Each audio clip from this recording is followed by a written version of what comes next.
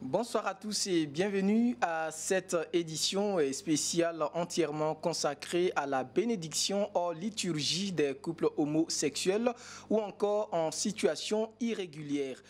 Depuis l'annonce de la déclaration fiducia supplicans par le pape François, un voile de confusion et de mécontentement s'est aussitôt déployé au sein de plusieurs communautés religieuses, surtout celles catholiques.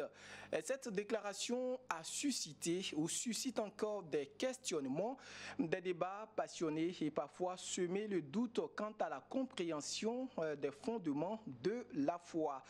Certains parmi vous se demandent peut-être comment concilier les enseignements traditionnels avec cette ouverture à la possibilité de bénir les couples de même sexe ou en situation irrégulière. D'autres cherchent à comprendre simplement le sens profond de cette démarche, souvent perçue comme un écart aux normes établies. Face à toutes ces préoccupations légitimes, une attention très particulière s'impose à la question. Cette émission a donc pour vocation d'être une lumière au cœur de cette confusion, une voie vers la compréhension et la clarification des questions qui vous préoccupent. Occasion pour nous de comprendre les enseignements doctrinaux de l'Église catholique sur le mariage et la position de la conférence épiscopale Burkina-Niger sur les bénédictions des couples en situation irrégulière et les unions de même sexe, ainsi que les implications pastorales de cette déclaration.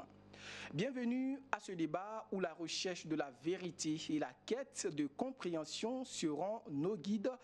Pour bien comprendre tout cela, je reçois en plateau l'abbé Jacob Yoda. L'abbé, bonsoir et bienvenue. Bonsoir. Merci d'avoir accepté notre invitation pour parler de cette question cruciale-là.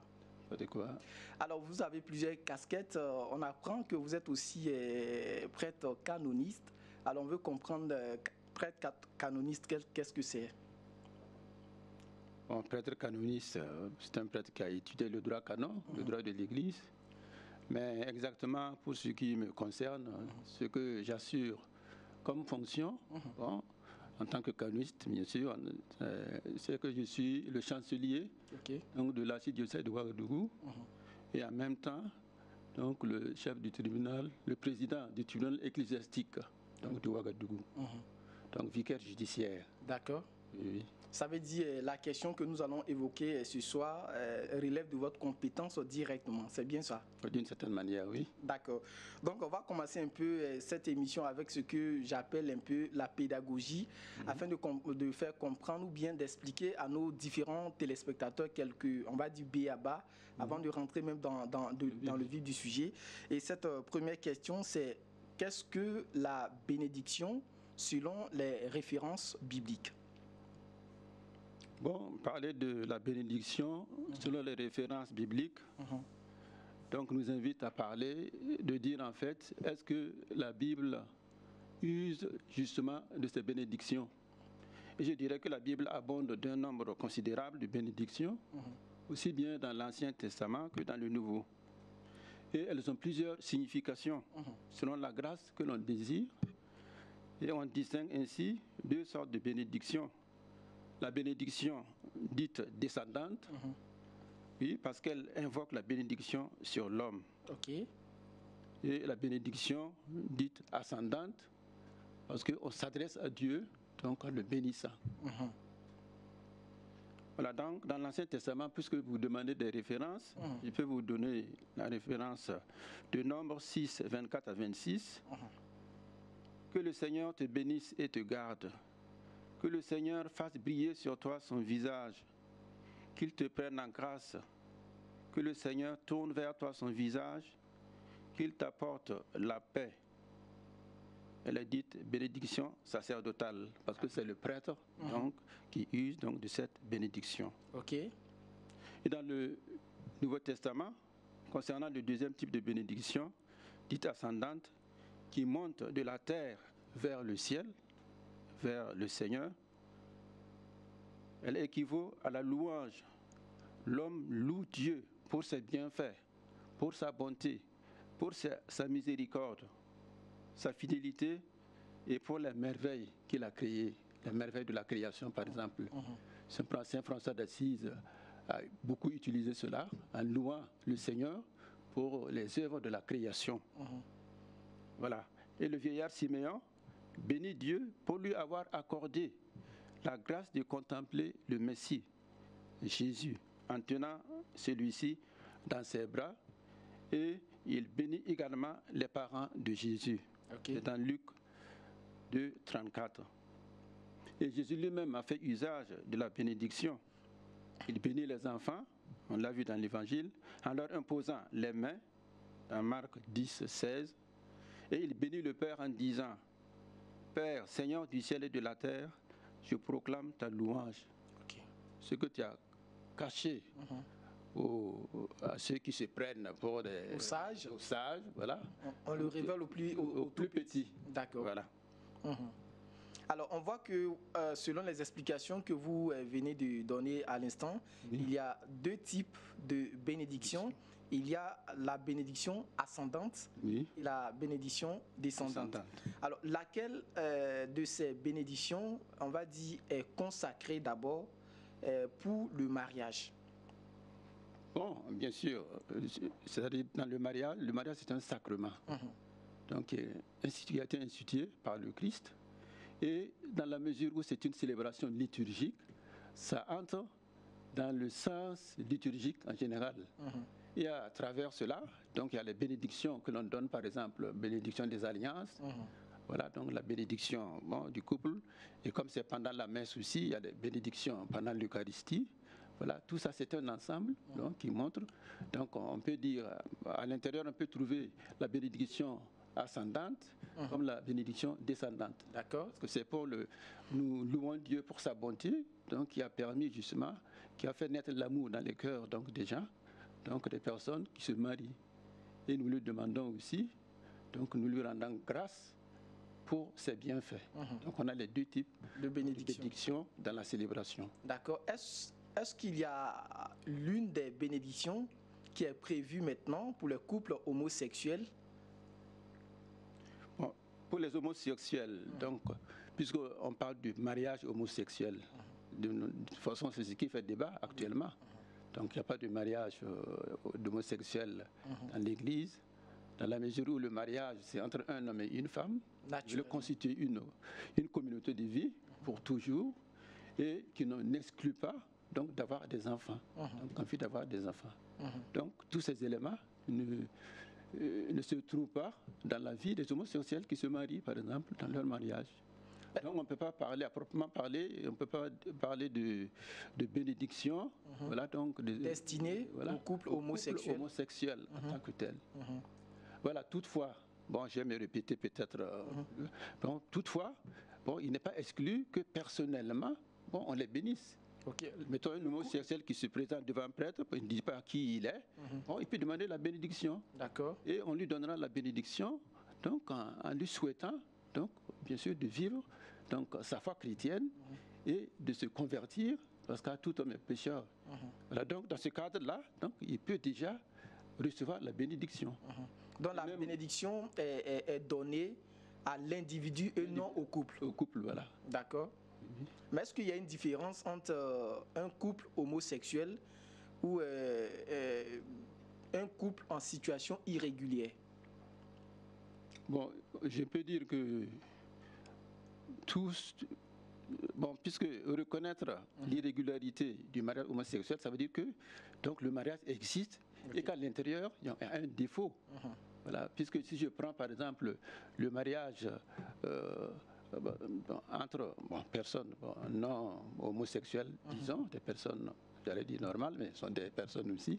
Voilà, donc pour ces personnes-là, donc la distinction donc, est différente. Situation irrégulière, je prends par exemple le cas donc, d'un couple polygame, par exemple, voilà, et ensuite qui vit en concubinage. En concubinage, voilà, d'accord. Par exemple, voilà. D'accord. Cela signifie qu'en fait, ils sont dans l'irrégularité. Voilà. Donc si je comprends bien aussi, il n'y a pas de bénédiction qui est prévue pour un couple qui vit en situation irrégulière, si on peut aussi prendre des personnes normales, c'est-à-dire une femme et un homme qui vivent ensemble. L'Église n'a pas prévu une bénédiction pour elles. C'est-à-dire, dès qu'ils vivent dans cette irrégularité-là, par exemple, ils ne reçoivent pas de sacrement. D'accord. Je veux dire, donc la communion, tout, ils peuvent aller à l'église et tout, mais étant donné que cette situation donc, n'est pas idoine et les empêche en fait donc, de recevoir donc, la communion, voilà, en bon terme, être en bon terme avec Dieu. D'accord. Ce qu'on leur demande, c'est donc de changer, de régulariser leur situation pour pouvoir bénéficier donc, des grâces donc, de la foi. Ok. Oui. D'accord. Alors, on va revenir toujours dans la pédagogie qui est consacrée d'abord à cette émission. Il s'agit du fiducia supplicans. Oui. Pour permettre toujours à nos téléspectateurs de bien comprendre tout cela, qu'est-ce que c'est exactement le fiducia supplicans? Bon, déjà, le titre nous dit confiance suppliante. D'accord. Voilà, donc, on a confiance en la bonté de Dieu et on le supplie donc, pour avoir donc, des grâces. Voilà. Maintenant, bon, pour entrer dans le vif du sujet, hein, c'est que vous, voilà, puisque cette disposition, bon, je pourrais dire d'abord que cette disposition, ça a été réfléchi, bien sûr, puisqu'on a fait recours aux bénédictions dans la Bible. On a essayé de retracer dans quelle situation et quels sont les genres de bénédictions. Donc, et ensuite, bon, on a demandé, on sait que des gens sont hors de la bénédiction de Dieu parce qu'eux-mêmes ont refusé cela par leur comportement. Si je prends les couples irréguliers et bien sûr les couples donc, de même sexe. Voilà. Maintenant, dans l'Église, comme je dis, il y a toujours réparation. Et cela demande, puisqu'il est question de conversion dans des personnes. Si vous vivez dans une situation qui ne convient pas à la foi, vous êtes instamment invité donc à changer d'abord votre manière de faire, mais surtout à chercher à régulariser votre situation. Donc en somme, le fiducia supplicans, c'est en fait un document. Un document, oui, c'est ça. D'accord. Oui, oui. Qui précise un peu, ou du moins, qui donne la possibilité de savoir si il faut bénir les personnes en situation irrégulière ou pas. Oui, bien sûr. D'accord. Alors, qu'en est-il du dicaster? Le dicaster, bon, c'est sur le plan civil, donc c'est le ministère donc, qui est chargé donc, de réguler la foi et de veiller sur l'application donc, de la doctrine chrétienne. Voilà, donc c'est un instrument donc, qui est entre les mains donc, du pape et qui est constitué de plusieurs cardinaux. Voilà, et pour veiller sur l'intégrité donc, de la foi catholique. Voilà, donc c'est cette instance-là qui a sorti donc, ce document et qui l'a fait approuver par le Saint-Père. Voilà, pour permettre justement aux couples irréguliers et pour permettre également aux homosexuels donc, qui sont mariés bon, de bénéficier des grâces divines. Alors, l'abbé, peut-être avant de poursuivre, dans le document, on fait plus cas des couples homosexuels. Quelque part aussi dans un autre document, ou du moins peut-être un document un peu similaire, on parle de couples de même sexe. Là, ça dit aussi que le document ça, concerne aussi les lesbiennes, ou c'est seulement les homosexuels? Parce que quand on parle de couple de même sexe, ça prend en compte aussi... Oui, bien sûr. Oui, les deux catégories. Les deux catégories. Oui, bien sûr. Oui, d'accord. D'accord. Alors, maintenant qu'on a compris un peu ce qu'est le fiducia supplicans, qu'est-ce qu'il faut comprendre maintenant dans cette déclaration du pape là? Qu'est-ce que le pape a demandé exactement? Ce qu'il a demandé, bon, bien sûr, il considère les deux situations qui ne sont pas les mêmes. Donc, les couples irréguliers et les couples de même sexe. C'est pourquoi on a cité donc les deux. Voilà, donc l'une après l'autre. Ces situations. Voilà. Et en disant, bien sûr, de ne priver personne en fait, de la bénédiction du Seigneur.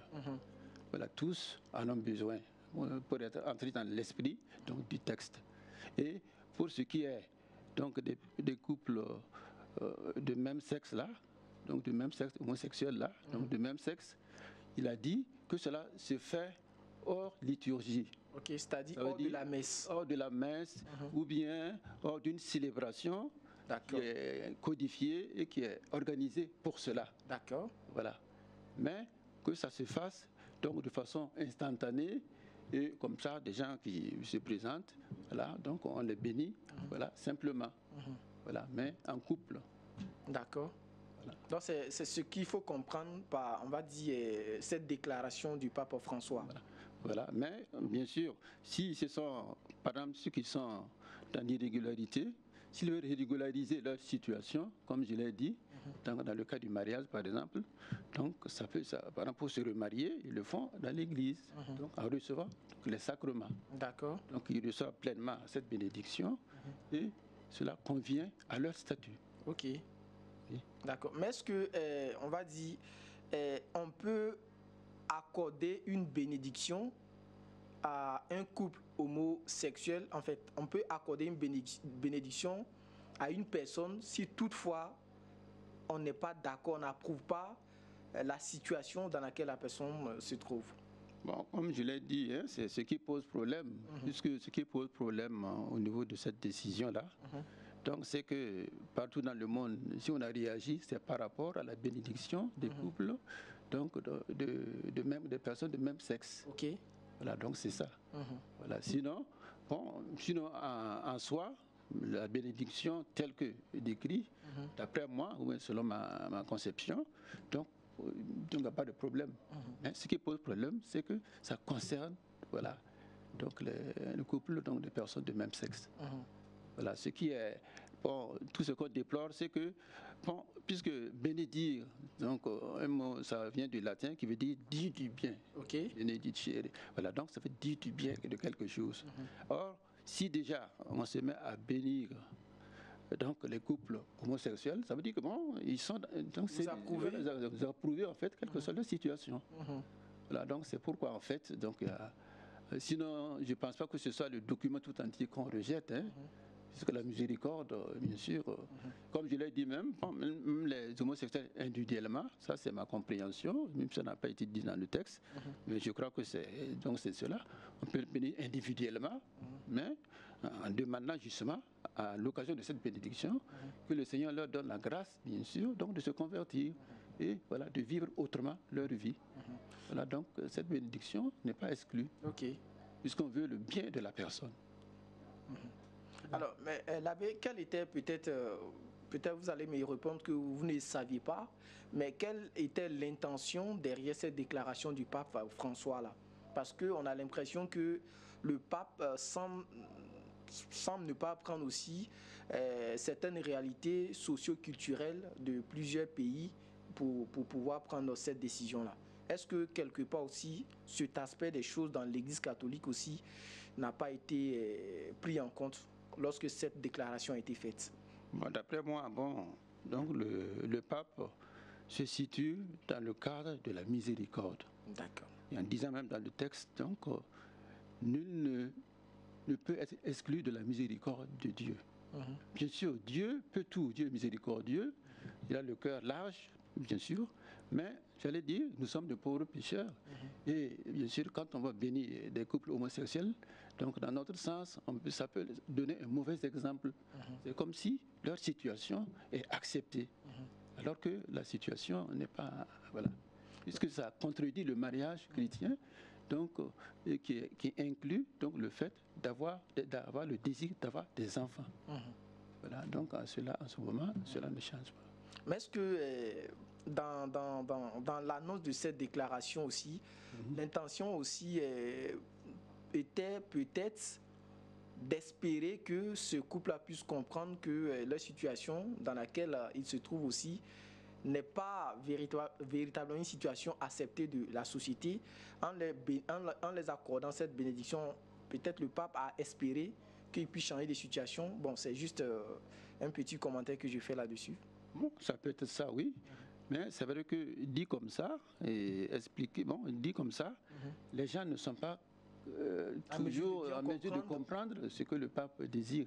Seulement, ce qu'on voit, c'est que si déjà l'homosexualité, le mariage homosexuel n'est pas accepté, on dit de bénir, bon, ça veut dire, ça donne une approbation, voilà, en fait, donc c'est une approbation en fait. D'accord. Voilà, donc c'est cela. Là, c'est pas qu'on soit jaloux que ces couples-là soient bénis et tout, mais c'est-à-dire pastoralement, donc il est difficile, surtout que l'homosexualité semble prendre donc du terrain, de l'ampleur. Alors si on se met à les bénir, bon, c'est comme si, bon, bien sûr c'est hors liturgie, mais les gens ne comprennent pas ça, pourvu que donc le prêtre bénisse, voilà, et bien sûr, comme je l'ai dit, en les bénissant individuellement, cela n'exclut pas qu'on les appelle donc à la conversion. Voilà. En demandant au Seigneur de convertir leur cœur, donc de leur donner la grâce, bien sûr, voilà, de sortir donc de cela, et dans la mesure du possible, pour pouvoir vivre une vie conforme à leur foi. D'accord. Alors, on a vu maintenant que depuis l'annonce de cette déclaration, il y a plusieurs pays, surtout les pays africains, qui se sont levés contre cette décision-là, parce que ça ne répond pas aux aspirations socio-culturelles de ces pays africains-là. Il y a beaucoup, il y a la Côte d'Ivoire, il y a la Zambie, il y a le Ghana, il y a plusieurs pays. Oui. Voilà. Et on va dire ce vendredi, la conférence épiscopale Burkina-Niger aussi s'est réunie pour se prononcer sur cette situation. Et de ce qu'on retient, c'est que l'Église catholique du Burkina et du Niger n'approuve pas cette décision du pape là. Alors, est-ce que quelque part maintenant, ces différents pays-là ne sont pas en train maintenant de désobéir à l'autorité papale? Bien sûr, c'est une désobéissance, dans ce sens que bon, le pape donc, a voulu ça, a approuvé. Bon, bien sûr, c'est des gens qui ont travaillé là. Bon, je ne dis pas dans quelles conditions donc, il a signé. Bon, mais je suppose qu'il a bien lu et qu'il a vu, en fait, il sait ce qu'il fait. En fait. Voilà. Bon, c'est une désobéissance, mais bon, j'allais dire qu'il peut se comprendre aussi. Parce que si vous êtes dans un pays, bon, même par exemple, si je prends les pays dans lesquels, donc, même sur le plan civil, donc c'est interdit, donc les homosexuels sont interdits, donc de vivre cette situation-là. Bon, je crois que l'Église dedans, bon, l'Église vit quand même dans une société donnée et tient compte aussi de. On voit aussi, bien sûr, des gens qu'on aura dans l'Église, mais on verra aussi ceux qui seront déçus et qui vont quitter l'Église à cause de ça. Est-ce qu'il faut s'attendre justement à ça, à cette possibilité-là? Non, je ne sais pas quelle décision ils pourront prendre. Bon, mais bon, je ne dis pas, c'est pas pour minimiser en fait donc, cette décision. Mais bon, juridiquement parlant, quand on voit donc la nature même du texte, c'est une déclaration. Ok. Voilà, c'est une déclaration, ce qui est différent d'un décret qu'on prend ou bien d'une constitution. L'Église, par exemple, donc il y a ce niveau-là donc d'importance donc de la loi. Et d'après moi, dans mon interprétation, à la mesure où c'est une déclaration, bon, le pape prendra acte, bon, mais il ne va pas les féliciter, bien sûr, mais il prendra peut-être acte. Et cela, bon, je ne sais pas ce qu'il peut décider. Bon, je le dis comme ça, mais bon, c'est à lui de voir comment donc, prendre cela. Donc, de ne pas voir ça comme un rejet de son autorité, mais quelque part, ça apporte atteinte à cette autorité-là.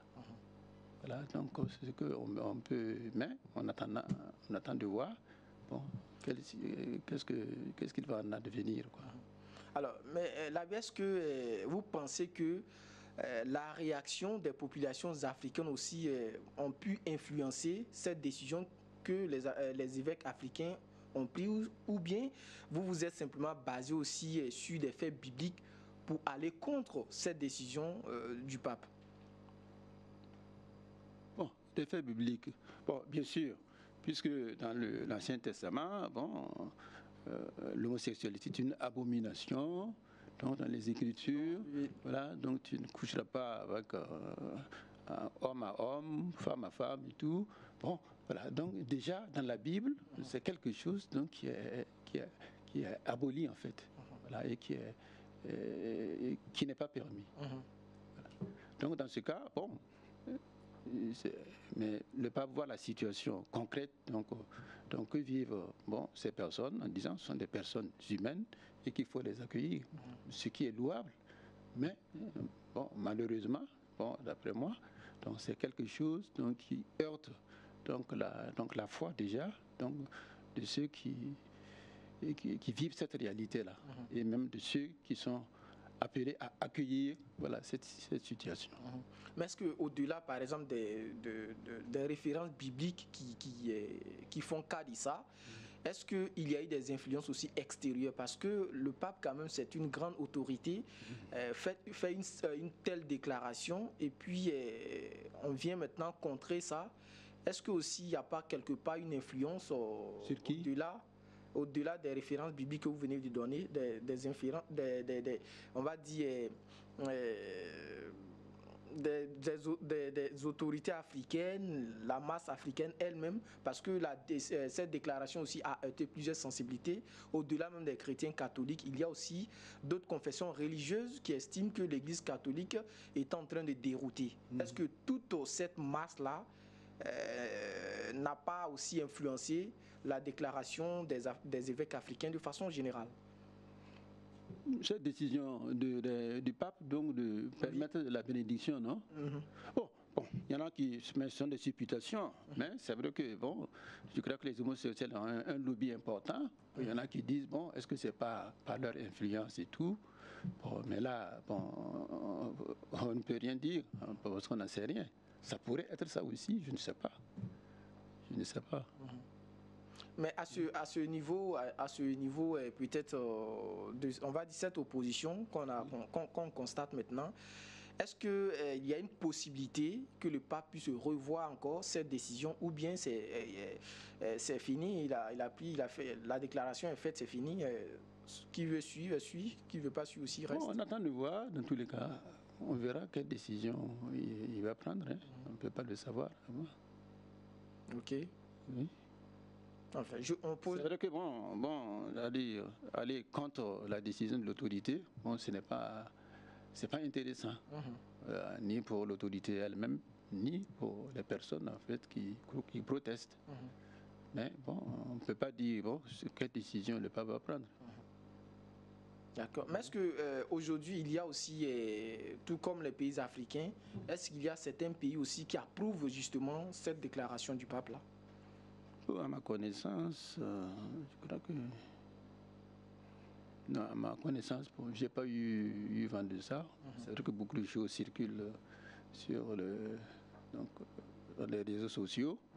Mais ce n'est pas exclu que des nations... C'est vrai que souvent les nations européennes semblent peut-être accepter la chose, parce que c'est une réalité, qu'elles vivent. Donc on ne peut pas savoir. C'est vrai qu'en Afrique, bien sûr, on a la culture, notre sensibilité aussi. On n'accepte pas cela, en fait. D'accord. Mais est-ce que l'abbé, il y a aussi, depuis l'annonce de cette déclaration-là, l'impact que cette déclaration a pu avoir sur la foi chrétienne? Est-ce qu'on peut en parler juste en quelques secondes? Si toutefois, l'Église, les évêques, on va dire la conférence épiscopale Burkina-Niger, venaient à approuver cette déclaration du pape, quelle pourrait être, ou du moins, on devrait s'attendre à quoi les jours à venir? Les églises allaient être vidées, les gens n'allaient plus partir se confesser aux prêtres. On voit l'impact de la décision des évêques en Afrique souvent, en Afrique et ici. C'est vrai que les gens s'en réjouissent de cette position-là. La plupart des gens se réjouissent de cette position que prennent les églises. Pas d'Afrique, pour dire que c'est l'Afrique qui veut s'en aller, mais des évêques en fait, qui prennent cette décision-là. C'est vrai qu'en acceptant, c'est ce que j'ai dit tantôt, c'est que cela pourrait démobiliser en fait les chrétiens. De savoir, et même, bien sûr, les autres religions aussi qui veulent des adeptes, on dit, c'est comme ça chez vous, voilà. Oui, on ne peut rien savoir, mais on peut craindre quand même que cela heurte non seulement la sensibilité, mais touche maintenant à l'essentiel, c'est-à-dire à la foi donc des personnes en fait. Ok. Là aussi, on échangeait dans la préparation de cette émission-là. Il y a certains fidèles catholiques qui se demandaient, mais pourquoi c'est juste avant la fête de Noël, pour ne pas dire les fêtes de fin d'année aussi, que cette déclaration tombe? Est-ce que c'est fait sciemment ou du moins on ne pourrait pas attendre même justement après toutes ces fêtes de fin d'année-là pour parler de cette question-là? Parce que ça semble gâcher en griffe la fête des chrétiens catholiques. Bon, c'est vrai que le moment en tout cas est mal choisi pour annoncer cela.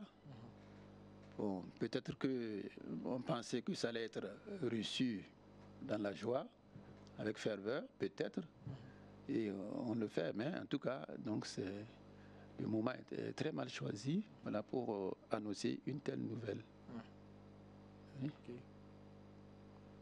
Il y a aussi cette question, l'Église catholique, est-ce que l'Église catholique encourage l'accueil, on va dire, pastoral des personnes en situation irrégulière ou vivant dans une union de même sexe tout en maintenant sa position doctrinale? Certainement, vous avez fait cas de ça. Est-ce que vous pouvez nous expliquer un peu amplement?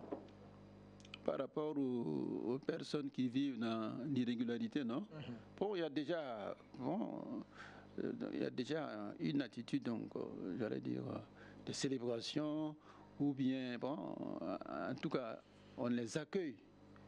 Bon, par exemple, pour le mariage, donc, il y a des moments où, bon, quand je parle de mariage, donc, déjà qui sont séparés et tout, bon, donc, il y a au niveau du tribunal ecclésiastique, donc, il y a des formules, voilà, pour pouvoir, donc, arranger leur situation et leur permettre de vivre dans la régularité, s'il faut ainsi dire, de vivre selon leur foi et être fidèles à leur foi. Alors, donc ça existe, oui. Mais c'est au cas par cas. Okay. Il y a des situations où on peut faire quelque chose, des situations où on ne peut pas. Ok, mais est-ce que l'Église a prévu, par exemple, on va dire des enseignements pratiques pour les personnes qui vivent toujours dans des situations d'homosexuels en situation irrégulière, tout ça? Parce que aussi le problème, ce qu'on disait, c'est que il faut déjà combattre le mal avant de chercher maintenant le remède contre ce mal-là. Est-ce que c'est pas ça aussi qui fait qu'aujourd'hui maintenant l'Église catholique est confrontée à cette situation-là? Bon, à proprement parler, dans nos régions, en tout cas, bon, je ne suis pas au courant de l'existence, sans doute que ça existe, mais bon, ce n'est pas aussi visible que par ailleurs, donc en Europe ou ailleurs, quoi. Donc je sais que on n'a pas de mesure particulière dans la mesure où on n'a pas été confronté donc à ce problème. Personnellement, bon, j'ai pas vu des situations où il est question donc de couples donc de personnes de même sexe. Ça, je n'ai jamais. Est-ce que cette question en Afrique n'est pas plus évoquée, n'est pas beaucoup prise en compte parce que ça ne répond pas à nos réalités culturelles par rapport à en Europe où la situation semble ne pas trop préoccuper les gens, ils n'en font pas un sujet de débat.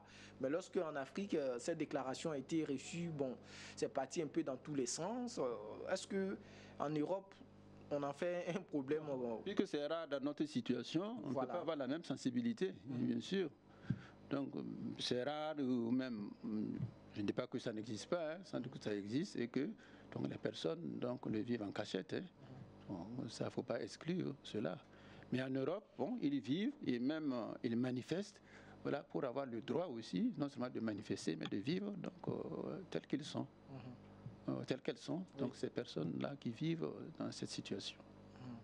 Donc ils vivent fièrement, les gay pride, qui s'organisent et tout. Donc ça explique un peu donc, l'esprit donc, dans lequel en fait ils vivent, donc ces personnes-là. Puis ils ne sont pas inquiétés, et puis ils le vivent et tout. Bon, si d'aventure on dit de bénir, on les bénit, même en Europe, pas seulement en Afrique, ça les encouragerait. Bien sûr, ils sont reconnus, ils ont un statut propre. Donc c'est normal qu'ils aient aussi leur vie à part, de même que les personnes dites normales, voilà, ont aussi donc, leur part aussi. Vous voyez. Alors, l'abbé, est-ce que c'est la première fois dans l'Église catholique qu'une déclaration, on va dire papale, est rejeté de cette manière, ou c'est une première, il y a eu plusieurs cas où le pape aussi n'a pas vu sa déclaration approuvée par, on va dire, les évêques, les cardinaux, de façon générale? Moi, ma connaissance, c'est une prière, une première, hein, donc à ce que je n'ai jamais entendu. Donc il y a eu une levée de bouclier, voilà, contre la décision donc, du pape. Hein. Ouais, c'est ça.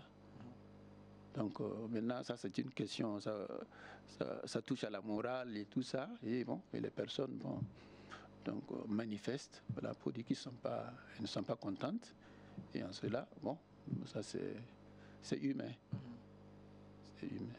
Mais est-ce qu'il faut peut-être à partir de cette contestation-là, qu'il faut s'attendre aussi dorénavant que toutes les décisions que le pape prend aussi pourraient être rejetées?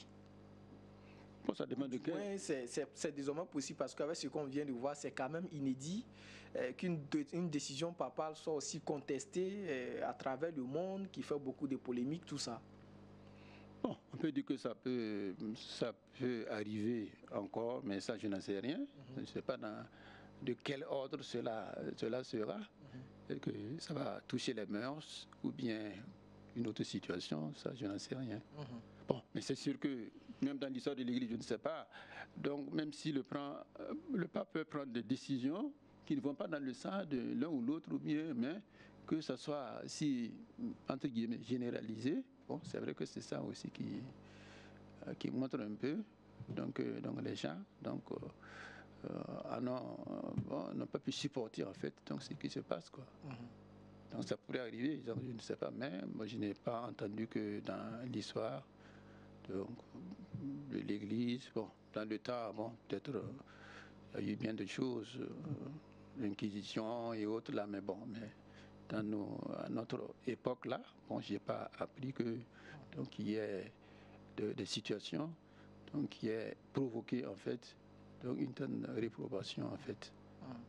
Alors lorsque vous parliez du discater à l'instant, vous avez dit c'est un ensemble de personnes qui se regroupent. C'est un peu comme un petit gouvernement et qui réfléchit. Qui est institué. Voilà, qui est institué. Est-ce que parmi ces membres-là, il y avait des Africains? Oh, je ne sais pas quelle est l'ampleur, du moins. Ce sont des cardinaux. Oh, je ne sais pas. Vous ne savez pas s'il y a eu des cardinaux africains ou pas? Non, ça, je ne sais pas. Okay. On n'a pas la liste des personnes qui font partie. Bon, donc, c'est le responsable, c'est un Fernandez. Bon, c'est ça que j'ai pu savoir en fait. Donc, c'est lui le responsable donc, de la doctrine pour la foi, en fait, c'est ça. Alors, voilà que les évêques africains, là, on va dire, plusieurs évêques africains ont contesté cette décision-là. À quoi pourrait-on s'attendre peut-être les semaines à venir, les mois à venir, voilà, tout ça, ou bien même les années à venir? Parce qu'une décision papale a été contestée. Quelles sont voilà, on va dire, les décisions maintenant auxquelles on pourrait assister? Bon, c'est vrai que ce n'est pas agréable, mais bon, on ne peut pas savoir quelle décision sera prise. Hein? Des sanctions, peut-être. Est-ce que le pape a la possibilité de sanctionner les pays africains parce qu'ils ont contesté cette déclaration? On peut trouver les moyens de sanctionner l'un ou l'autre, en tout cas les responsables, les premiers responsables. Ça peut être quoi comme ça? Oh, alors là, je ne peux pas. Est-ce qu'il y a une sanction, quelqu'un qui est prévu pour ça? Peut-être une excommunication, c'est possible? Bon, ce sont des situations qui arrivent en tout cas, mais bon, je ne sais pas. D'accord. Oui. Non, je ne peux pas savoir quelle décision sera prise contre cela. Mais est-ce qu'il y a des évêques africains qui ont approuvé cette déclaration? À votre connaissance, est-ce que vous connaissez un pays africain, peut-être qui n'est pas neutre, mais qui n'approuve pas aussi cette décision, ou bien du moins qui approuve cette décision? Est-ce qu'il y a les deux le cas? pays tout entier, peut-être des personnes comme ça, individuelles, qui disent que bon, ça va dans le bon sens et qu'ils ne trouvent pas de... sur les réseaux sociaux, mais bon, on ne peut pas se baser sur ça pour dire tel ou tel pays. On ne peut pas prendre ça au compte d'un pays, mais peut-être des personnes individuellement Voilà, donc et même en Europe, il n'est pas dit que tout le monde est pour cela. Hein. Il n'est pas dit que tout le monde voilà, soit d'accord donc, pour cela. Donc on ne peut pas le savoir en Afrique.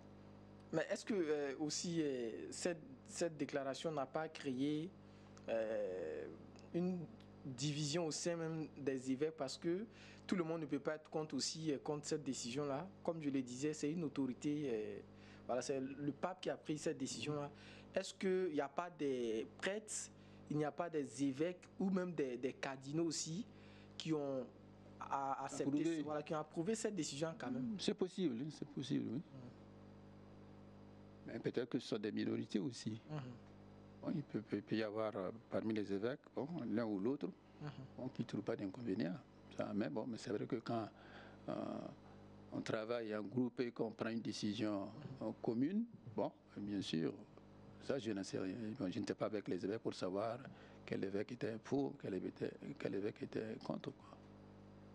Mais est-ce qu'au Burkina particulièrement, il y a eu des prêtres qui ont applaudi cette décision-là, ou bien tout le monde, vous êtes tous unanimes que d'aller... Bon, on n'a pas eu à se prononcer ainsi, mais bon, on a apprécié. Bon, il y en a qui disent, bon, effectivement, tel que c'est dit, c'est incompréhensible.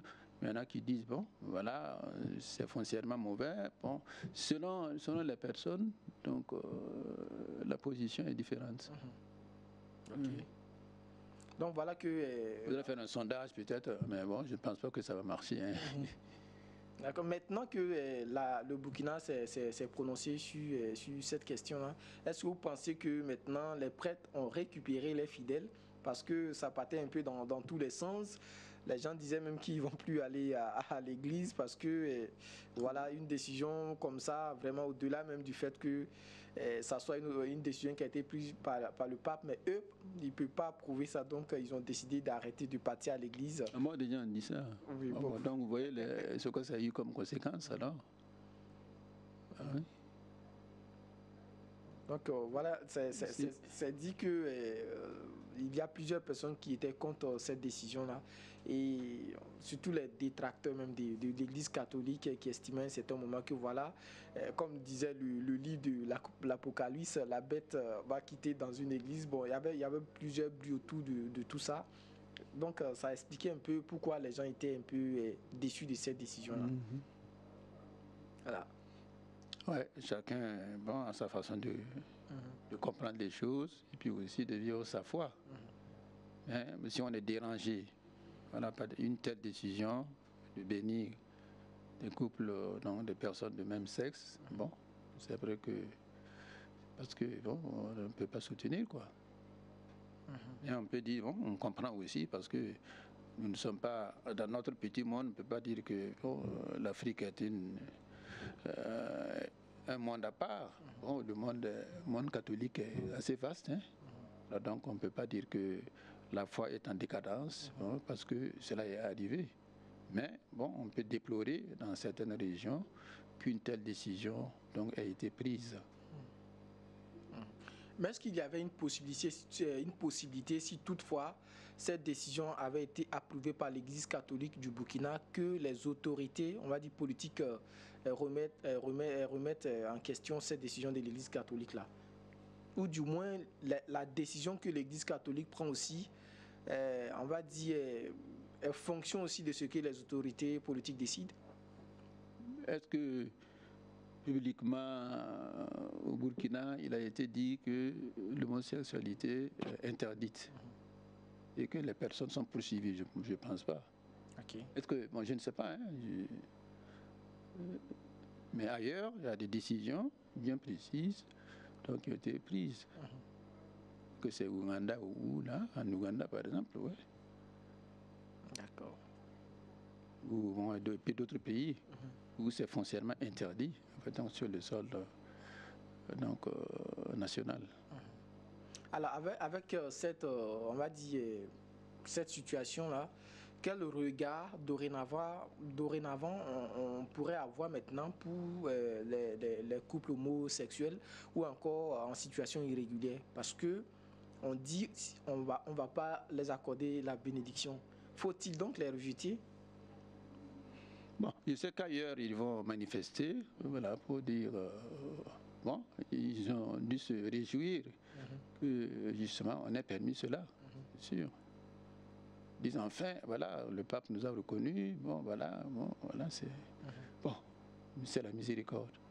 Maintenant, bon, quand on n'est pas tous dans la même situation, pour comprendre les choses, les décisions qui sont prises, bon, il peut, pour autant de personnes, autant d'opinions.